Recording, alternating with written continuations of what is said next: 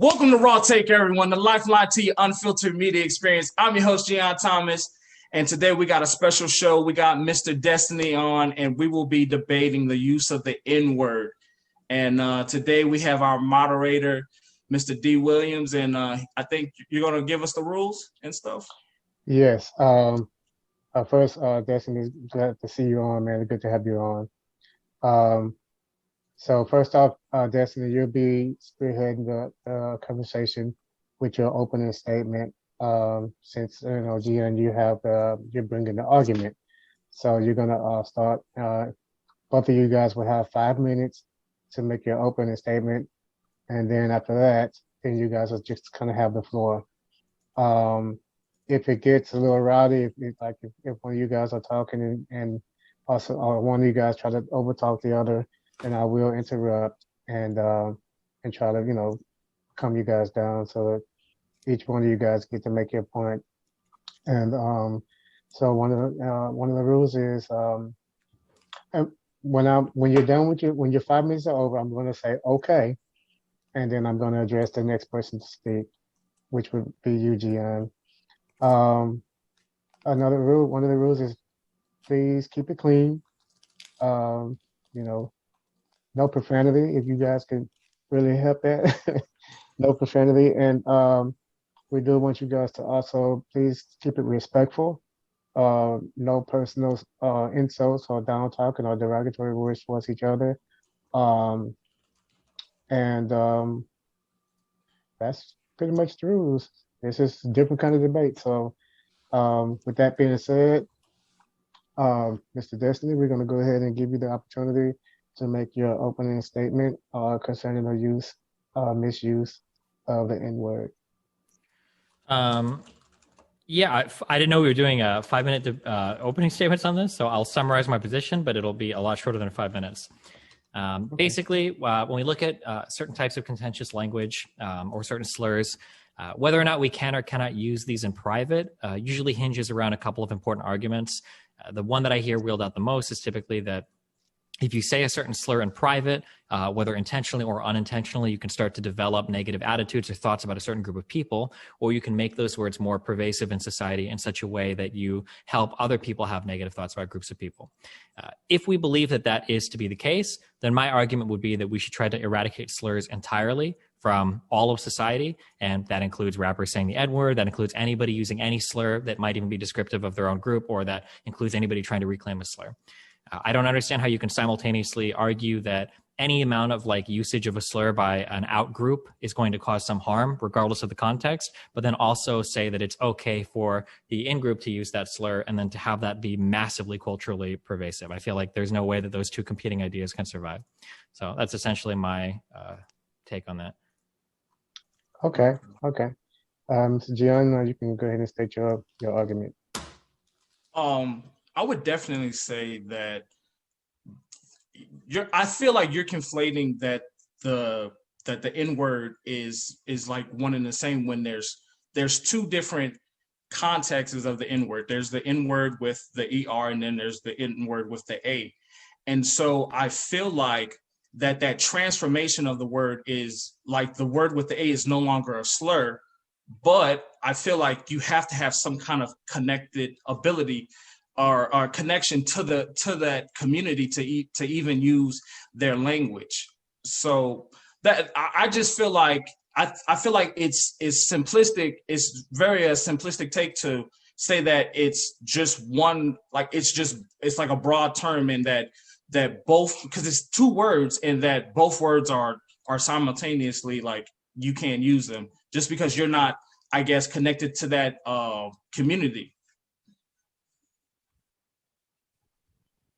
Okay. So both of you guys have heard the statement and the argument. So from this point on, you guys could just bring in whatever other points you have, and the floor is open for you guys to do this. The rest of the debate will be conversational style.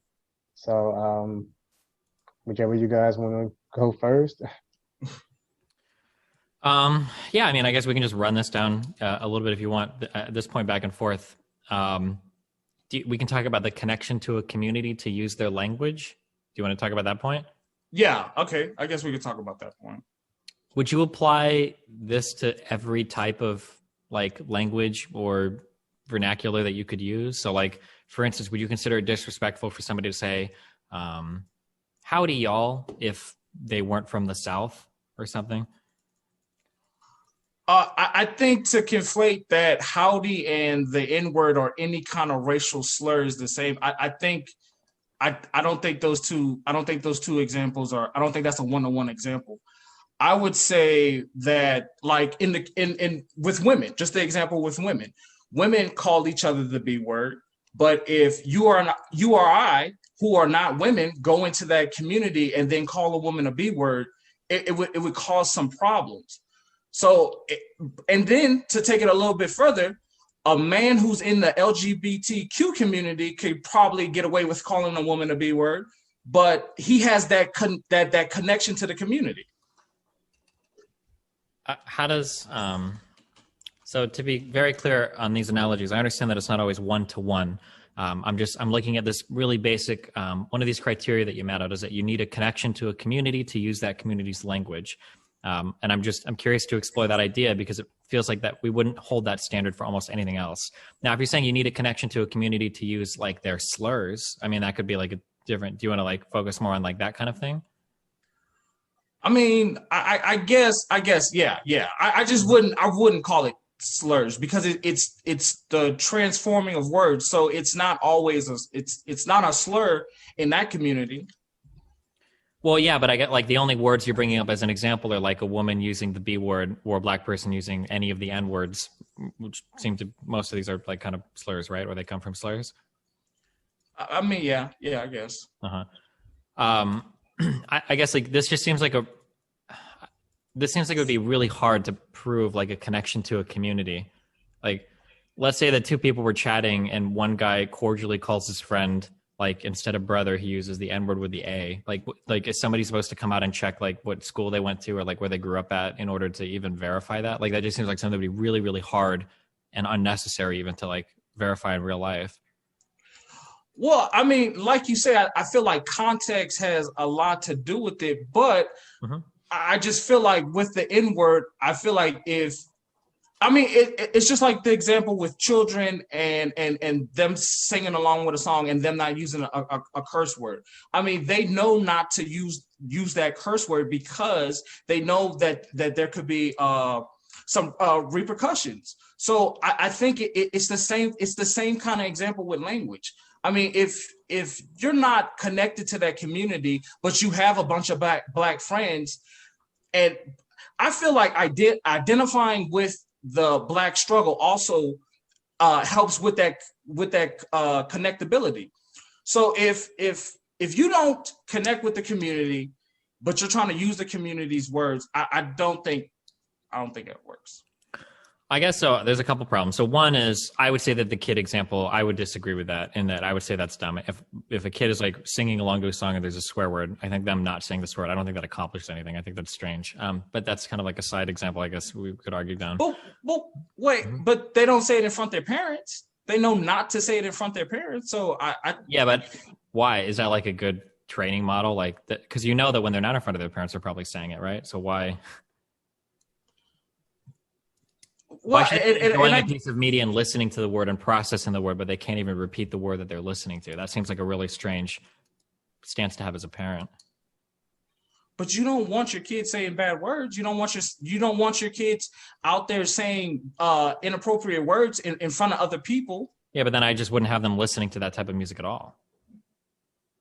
Yeah, that's true, but which is kind of like the central point of this conversation, right? Is whether or not anybody should say the N word if we think that it's going to be negative, right? And for the kids' example, if I don't want them saying bad words, I don't want them to hear it constantly and then self-censor. I would just want them to not hear it. I just wouldn't have them play that music. Okay, but people in their own spare time, they can do whatever they want. But and I get that's like your argument of using the N word, but the thing is, you can use the N word in private all you want. I can't nobody police you on what you do in private. But this whole entire conversation is about out in public and that. And I think one of the things that that you did that was disingenuous, especially to your community, is to say that you use the word in private, knowing that you have such a big platform. And I feel like that helps normalize using the N-word, or and you even say you use the N-word with the hard ER. Okay, to be ultra clear on this, and I don't like making this point because I don't think it's relevant. I don't usually say the N-word. I don't know any jokes with the N-word. It's incredibly rare that I'll do it. I just defend the principle to do it. But it's not like I just don't, it's just not part of my vocabulary. Maybe if I played more Call of Duty growing up, maybe it would be. But like the N-word is just not a part of my vocabulary. But Destiny, I've seen streams of you saying that you say it often. There's one time in my whole life where somebody was like trying to get my goat, or somebody's aggressively arguing with me and they said something like, they made a joke or whatever, or they tried to attack me, and I said something like, man, I say the N-word all the time, I don't give a fuck. I said something like that. That's the only time I've ever said that, and that back and forth. But like in terms of like my personal life, I'm not saying because like I'm a good person or because I think it's bad. I just don't know that many jokes of the N-word. I don't know if I know any jokes of the N-word. But like that's what this debate about like public versus private language, it always becomes literally over just the N-word, because that's the only word that people ever want to talk about. But but this conversation can go with the F word. Sure, it could go with any type of slur. Yeah, sure. Yeah, I agree. But then it seems like, so you already agree that like in private contexts where you're not on a public platform, more forms of like edgy humor or slur containing humor is probably okay depending on the context or the environment. I agree with that to a certain extent. So I don't feel like you have to say the slur to get the point across. I feel like you can we live in a day and age where you can pull up jokes. You can pull up those jokes and then show it and then still enjoy the comedy. But I feel like, and you always try and call them slurs and stuff of that matter. But I really want you to focus on that. This is like the N word with the A. That is like, there's a transformation that happened with that word, that it was used in lynchings and signage to demonize and discriminate Black people. But we have taken that word, transformed it completely like other communities do. And I feel like to try and tell somebody, oh, well, you can't use this word because I can't use this word. It just seems weird to me that like if we're simultaneously saying that it's so bad that like white people might listen to a rap song and like mouth the lyric or say the lyric or whatever, that if that's so horrible, then But that's okay if they do it in private. That's fine. Just don't do it in public.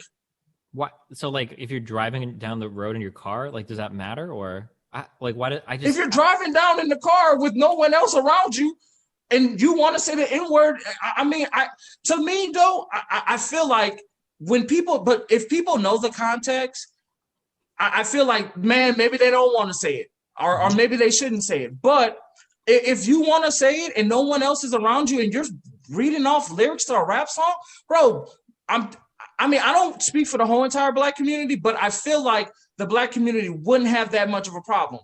But I feel like you try and conflate the argument that you can say the N-word with the hard ER and stuff like that. And I just feel like that just totally throws out the conversation. Like, it changes it. I don't know.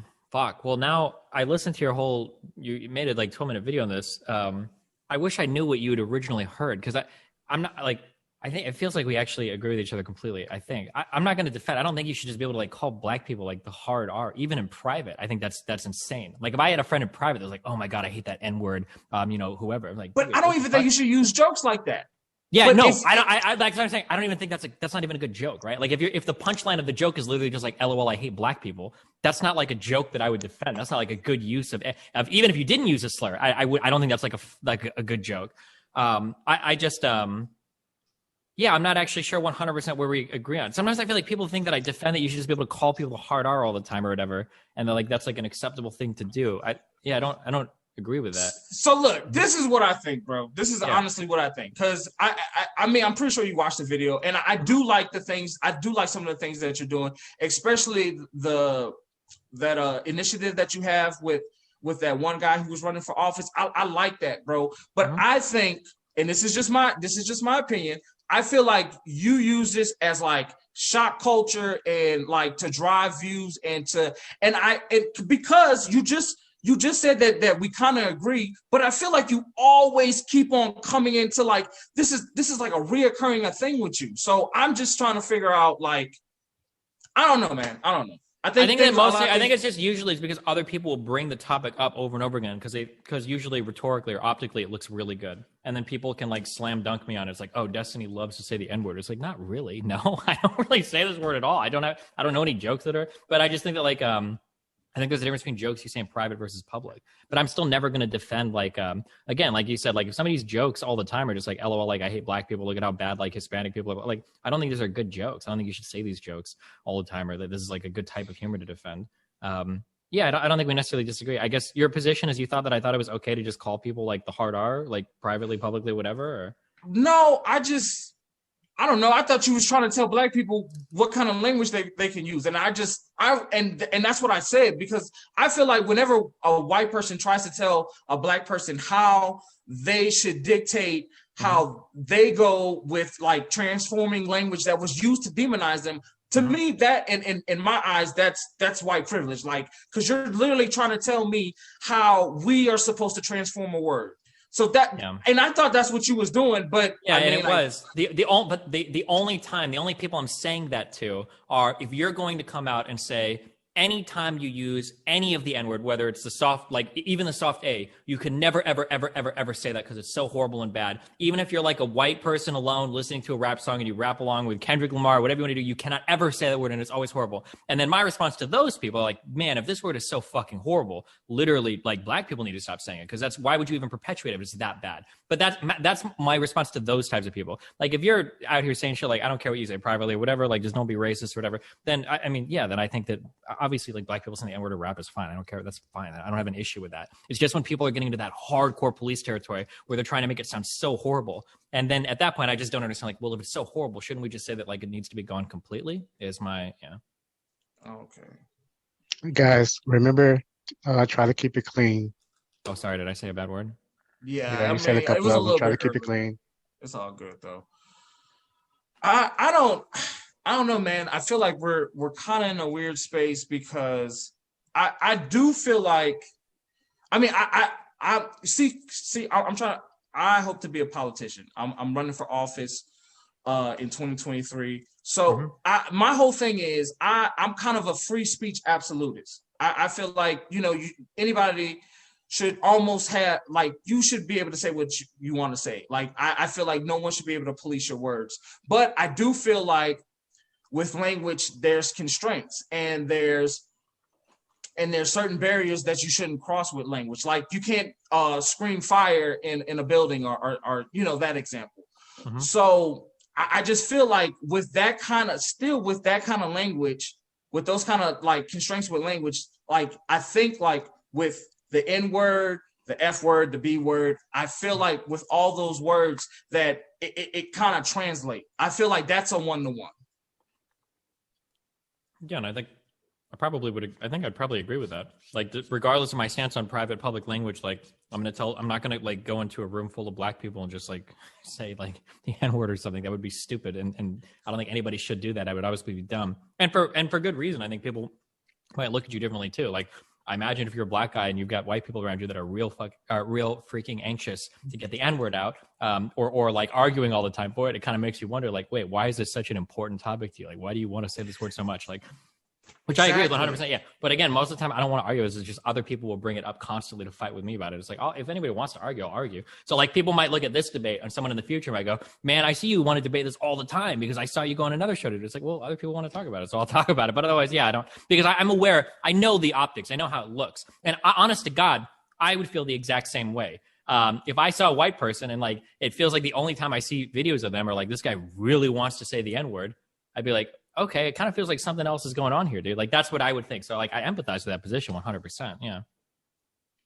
Yeah, well, I mean, that's pretty much it in a nutshell, man. I feel like maybe there was, I guess, just miscommunication. I do see, like, whenever you do enter a stream, like, that is, like, the first thing people bring up. Like, and it's, like, y'all, they could be talking about something totally different. As soon as you enter the stream, it's like, oh yeah, it's like as soon as like, oh, somebody must have said the N-word 3 times. So were you trying to what you said you're trying to run for office? Have you said where you're trying to run at, or? Yeah, I'm gonna run for the mayor in Katy, Texas in 2023. Gotcha. Have you done any preparation for that stuff? I've done a little. This is honestly, bro, the show and all that. That's part of my preparation. Speaking in front of people, talking to people, doing debates, stuff like this. That's all. That is like part of my preparation for running for office. Hopefully, I can meet other people. Hopefully, I can activate other YouTubers to get more involved, because that's something that you have going on, and I feel like so many people on the left, they talk about these issues and they almost monetize off these issues, but then like they don't do anything extra to like actually work towards progressing goals or ideas or making accomplishments or anything like that. And so that's one of the reasons why I respect you, bro, because you do have that. But I don't know, man, that whole N-word thing, I was like, man, in my video, that's what I said. I was like, man, I like him, but so I'm glad we were able to kind of squash this out, man. And sure thing. Yeah, it's really frustrating because people like have like these crazy ideas of what I say. So I'll meet people that think I'm like a pedo apologist, like racist, like Nazi, and it's like, geez, like, oh my god, and it'll be like 1 or 2 lines I've said from a conversation. So, but yeah, I mean, I don't think we disagree too much on this. Yeah, man. So, I think I have a question, if that's okay. I have a question for you, Destin. Do you feel like it's something that maybe you say or do that causes people to feel like that's all you want to talk about is the N-word? I mean, it's probably one of my more popular like things that have come up, but like there have been a couple of controversial topics that I've discussed that people just want to talk about over and over and over again. So like, for instance, a long time ago, we read an article pertaining to incest. And that's like it's an interesting moral debate to have for a variety of reasons. And so, you know, we've had that conversation a few times, but then it got to the point where anytime somebody would talk to me, they'd be like, what do you think about incest? Do you really want incest to happen? And it's like, no, not at all, actually. But yeah, people just get like really hung up on these particular things. So I'm sure, and there have been a couple of those things. So I'm sure in the future, I'll be in an argument, someone will say something else, and I'll be like, oh, well, do you think this or whatever? And that'll be like the new meme of the month. So, yeah. Okay. So wait, I mean, not to cut you off, D. What's your take on incest? I just want to know, because doing my little research, I did see that come up, but I didn't watch those videos, but I was like, I'm gonna talk to the guy, so I'm gonna definitely ask him. So what's your view on incest? It's complicated. Okay. So the problem is that, oh man, I'm trying to be more rhetorically effective in 2021. Okay. The problem is that incest is usually bad for a whole bunch of reasons that don't have anything to do with incest. So for instance, like a parent having a sexual relationship with a child is usually really bad because the parent is in a big position of power, because the parent has a lot of control over the person's life, the parent has financial control, the parent has housing control, like there's a huge age gap, power differential. There's a whole lot of reasons why it's bad, but it's not actually bad because of the fact that they're related. Like it could be an adopted parent, or it could be a stranger that lives in the house. That sounds weird to call it a stranger. It could be like an uncle, could be somebody not related that lives in the house. It's like, it doesn't really have to do with anything with them being a parent or related at all. So like when you start to like really isolate like all of the different variables. So when we get all the way to like the most extreme example we have is, let's say that you have 2 siblings that are going to college together. They're gay. So there's no like kids being made or anything. Like, would it be immoral for them to have sexual relations with each other? To start to get into the weeds at that point is really, really, really difficult. It's like, because it feels really wrong. The term is moral dumbfounding, because intrinsically you want to be like, this is horrible. But like when you go to search for a reason, it's really hard to figure out why it's wrong. And that conversation is interesting because it spurs on a lot of like kind of like moral debate and like where do your ethics and everything come from. That's why I like that conversation. But people will like hear any part of this and then they'll come at me and they'll be like, why do you want fathers, you know, doing their daughters? That's disgusting. It's like, no, that's disgusting, but for a lot of different reasons. Yeah. So wait, even genetically, it doesn't have like any bad effects genetically, like yeah. So the weird part about doing the genetic argument is that, so you can make the argument, I don't think that 2 people should have intercourse if there's a chance that their offspring is going to be like genetically messed up, right? Like, which is common, especially once you start getting to second, third generation incest. But then the weird thing is that, does that commit you to an argument to say that anybody that has genetically messed up offspring shouldn't be allowed to reproduce? Because some people have very high percentage chances of giving birth to children that have genetic deficiencies. And then you're basically making a eugenics argument, which is like really scary and weird all of a sudden. But yeah, I mean, you can argue ways against it. It's really complicated. It's more complicated than some people think. So I just think it's an interesting conversation to explore, like how a person gets to their like moral reasoning, you know? Yeah. Well, man, I mean, I guess that's it, bro. I mean, I'm glad we had this discussion. I'm glad we were able to get down to the bottom of things. That's our show, guys. Don't forget to like, comment, and subscribe. Share out this video. Thank y'all very much.